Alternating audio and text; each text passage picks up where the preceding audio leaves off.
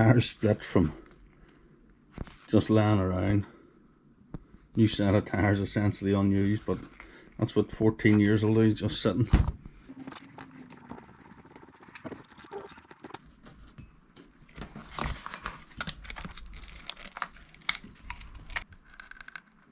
Your diff feels tight, but feels like there's no oil in the diffs, like it's leaked out over the years.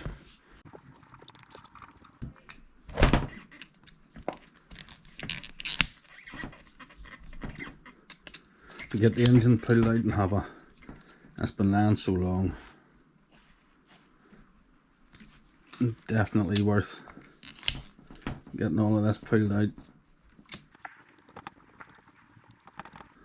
I'm hoping this, if I take this out, this lets the mesh between your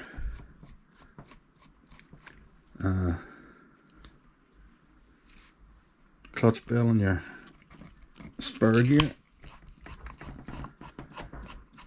Yeah, I think that's what that does. That was a good idea back in the day, saves you setting the mesh every time.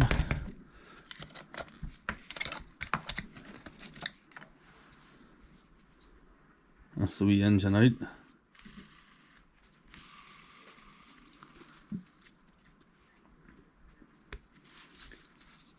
Loads of compression.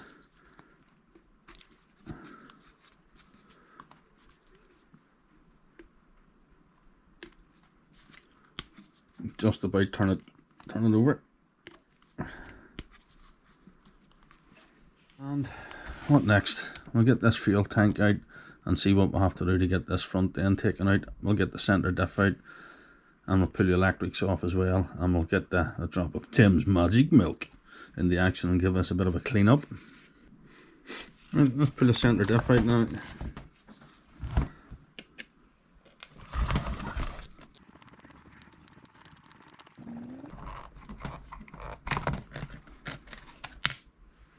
That's the diff out. Just pop that screw back into that servo. And you can see that's all oily. That's probably going to need a rebuild with new seals and whatever else. But anyway, we'll get to that. Guys, as usual with me working on stuff, I tend to not look at a manual. So probably an easier way to take all of this apart, but I don't know.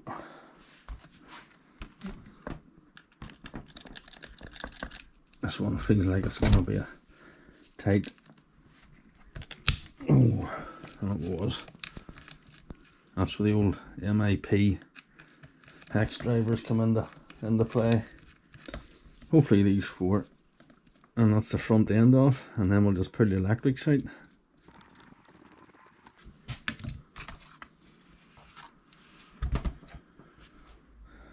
Oh, definitely no oil in those diffs. But again, everything tight. Just laying about for years, that's what'll happen. Okay, what's left? Get more screws to get the electrics out. Any of you guys out there have one of these back in the day? Were they any good? Can you still get parts for them? Would you race one now, or would you just clean it up, get it running, and leave it as a shelf queen? Or any of you guys want to buy it? It will be for sale once I've gone through it all and give it a service. And clearly it's all going to be on film, so you'll see exactly what's all the good points and all the bad points. I do know when it was put away it was running perfectly, and he's given me a bag of bits here, and in it there's after run oil. So I know there was after run oil put into this thing too. So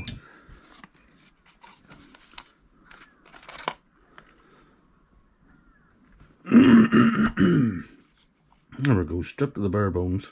We shall give this a clean, and we'll strip the diffs and the shocks, clean the fuel tank, clean the fuel lines and the carb, and get her put back together, and With a bit of luck, this thing will fire up. Okay, so it's the next evening after getting this thing pulled apart, and going to try and get the diffs out of it here, because the whole thing was covered in oil, and I would say after sitting for 13 or 14 years it'll be as well to check them out. It's actually quite strange to see how things were put together all those years ago. Actually glad I have the manual to refer to if I need to. Actually looking forward to getting this put back together so we can get to the fun bit. The fun bit's the engine for me, not so much all of this. This is all a bit tedious. Ooh, there's the two dogs running in there, both a bit hyper. Right, Harves? You good boy? What are you doing? Hello, Monty. I'm thinking maybe just these couple at the top here, and we'll get this front diff out with a bit of luck.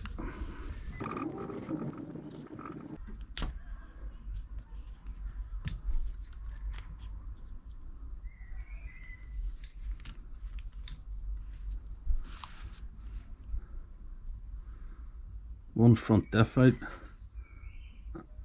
and that just feels really slack. No wear at all on the out drives or the shafts.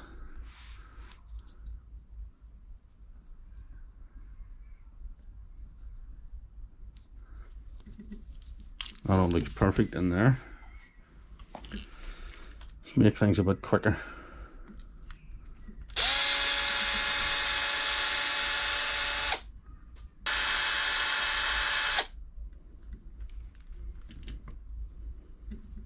Moment of truth. Aren't I glad I opened that up? Not a drop in it.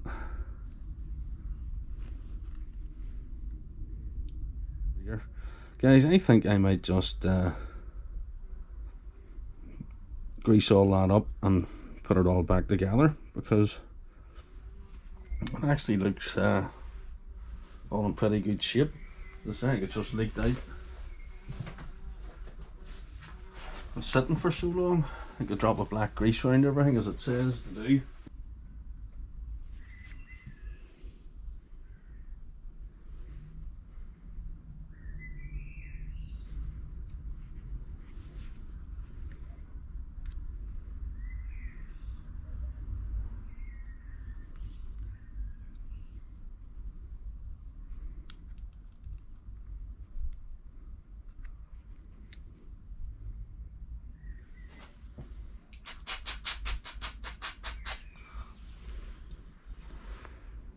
It'll squirt with some brake cleaner so it's all clean. Make sure there's no dirt and grit. While it's all down this far, we'll just pull these out.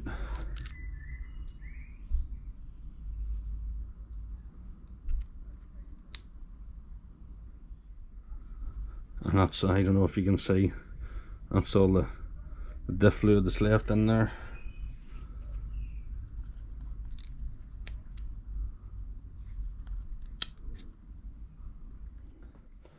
And just throw everything into the tub.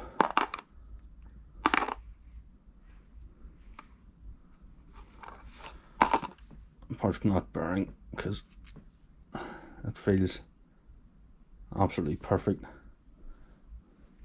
And we'll give it a wee spray with some brake cleaner. And with the same brake cleaner we used to clean out the diff, give them a bit of a scrub.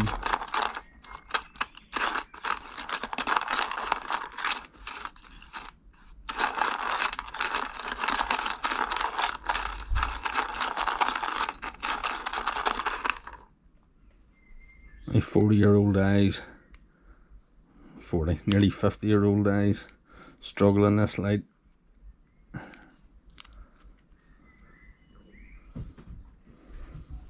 Hello, Monty.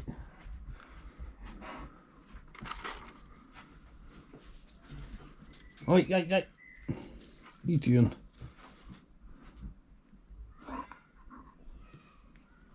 Ah! He's trying to help me here.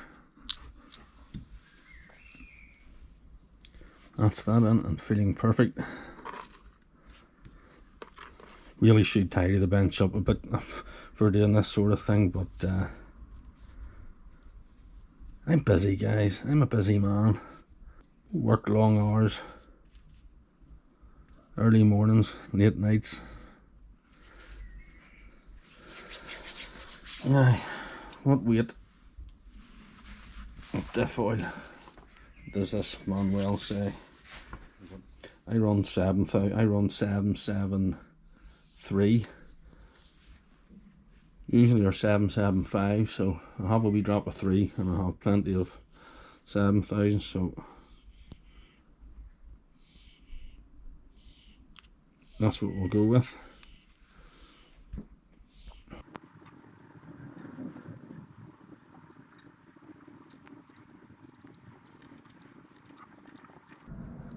I don't want to go right up to the top. Let me just check. We're just a couple of millimeters from the top, so we'll let that sit for a moment.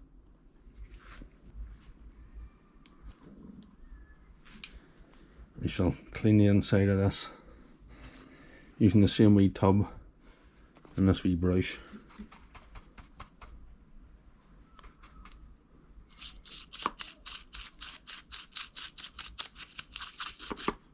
That's perfect in there. By the time that dries, and I slot this in with a wee drop of grease around the ring gear,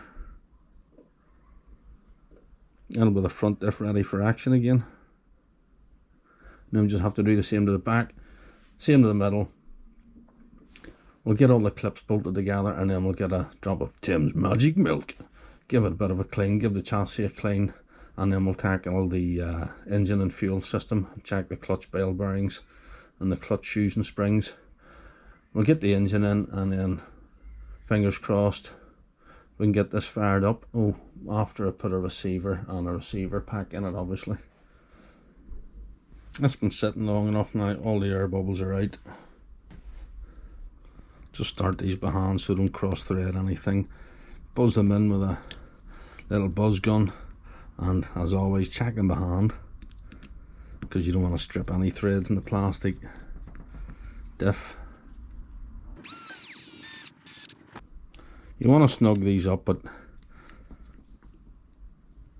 not too tight, but tight enough that it doesn't leak out the gasket. What a buttery smooth front differential. Guys, this little car will be for sale once this is all done, and we get a few laps of the track to make sure everything is a-okay. So I'm sure we'll post it anywhere in the world, but if you're interested, UK would be preferable. Hit me up in the comments if it's something you'd like to buy. Oi, Monty, get out of there.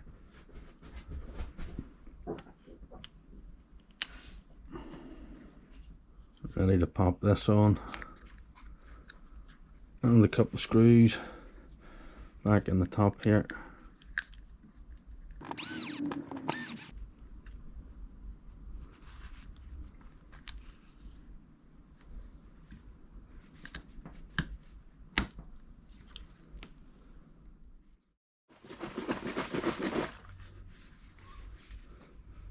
Didn't think that would make an appearance in the show again. We'll just let's see if we can turn this camera around a bit.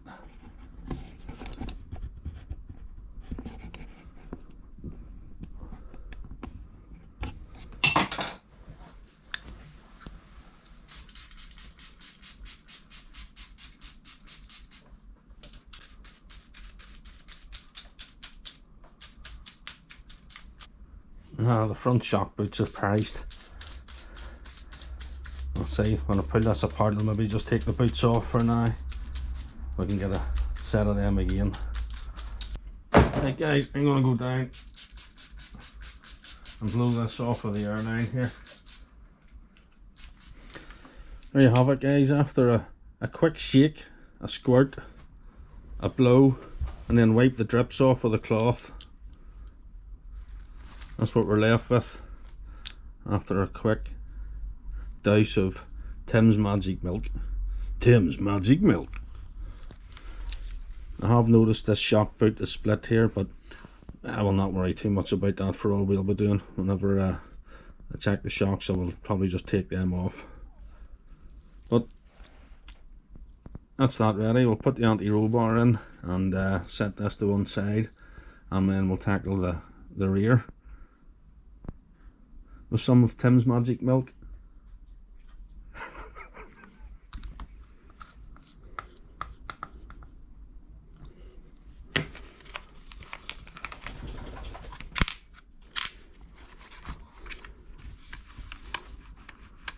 That's the front end, fully complete, nice new diff oil. I will take the shocks out, but I'll do it after because I've got everything everywhere. I'll set this out of the road somewhere safe.